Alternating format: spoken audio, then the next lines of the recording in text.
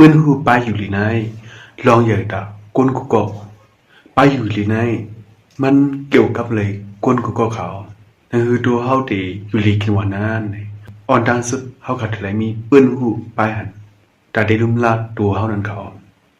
นั่นคือตัวเขาตีเลยอาหารคือเข้มก่อนเขาขัดไหลหมอ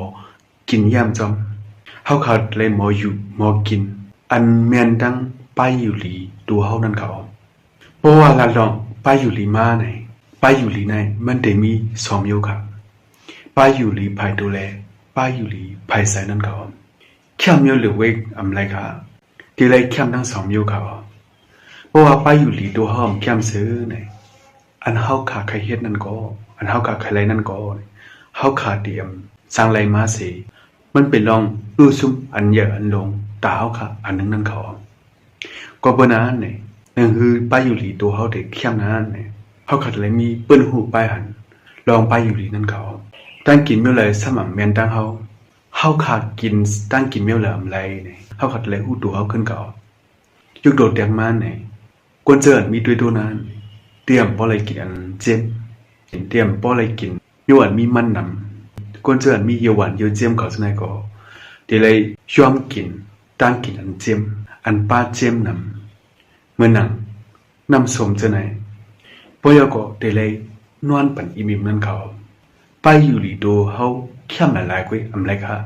ไปอยู่หลีภายใส่ก็เต้นเดลัยเข้มมันเขาสองอันไหนเนี่ยมันกึกกันมาไว้เขาเพราะว่าใส่เฮาอยู่หลีใส่เฮาสุขสับมีลองเสริมลีมาเนี่ยกุนเฮาเนี่ยมีใจใครกินได้กินสั่งมีการใส่ใครเฮ็ดสั่งมันว่านั้นกุนเฮาขาดยามเป็นกันก็เพราะว่าเป็นวันสองวันกุ้ยเดียมันกาเพราะว่าข้าวยามผึ่งมาเนี่ยเฮาขากินน้ำเยี่ยมมาเนี่ยตัวเฮาก็เตรียมมีเฮียงเฮาขาก็เด็กอ้วนเสวางเผาเตซับหนาวเลยเตรียมอยู่ลีบ้าก็สั่งไปเลยป้อมอยู่ลีมาก็กุนเฮาขาในลองจะเรียกไงลองจะปิดใจปอดก็บอกเป็นมากำเหลวอันไหนมันใครว่าสังขารเนี่ยก็เปว่าดูแลเสือเฮาขาในเนี่ยมันติเลยเข้มทั้งสองอยู่มันติเลยลีทั้งสองอยู่นั่นก็เพราะว่าตัวเฮาอยู่ลีก็เสือเฮาขาก็เตรียมอยู่ลีจอมเสือเฮาก็ตีหลากหลายจอมนั่นเขาพอมือเสือเฮาขาอยู่ลีกินวันอยู่เสือเฮากัดเย็นเข้มสายอยู่เสือเฮาขามีดังเสืออยู่ไหนเฮาเหตุการณ์สังก็มันได้เปรียวเฮากะละดอดเปิ้นก็มันได้เป็นข้อความดีความหวานเลยเฮาขากินสังก็มันหวานนั่นเขาก็เปิ้นนั่นแหละเนี่ยดูแลเสือเฮาในมันอิงเปิ้นกันไว้เขานั่นคือเสือเฮาตีมีลองกัดเขียนเลยเสือเฮาตีอยู่ลีนานเนี่ยแทงเราหนึ่งอันเฮาขาลีเลยเฮ็ดเด้อันเฮาขาถูดีเวเปเด้เนี่ย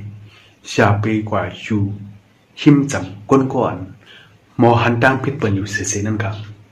ว่าไอ้กอเขาพี่น้องเขาก็อยู่ซ้อมหิมจำก้นก่อนใกล้หลัดตั้งพิษเปิ้นใกล้หันตั้งพิษเปิ้นเร็วๆก็เลย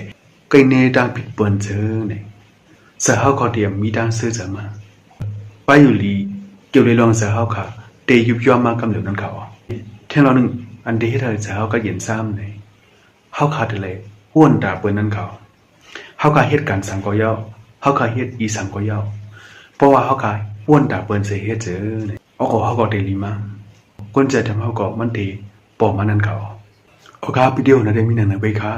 ยมมาวิดีโอนะได้มีพรดีดาไว้ก็เขาพี่น้องเขาอยู่ก็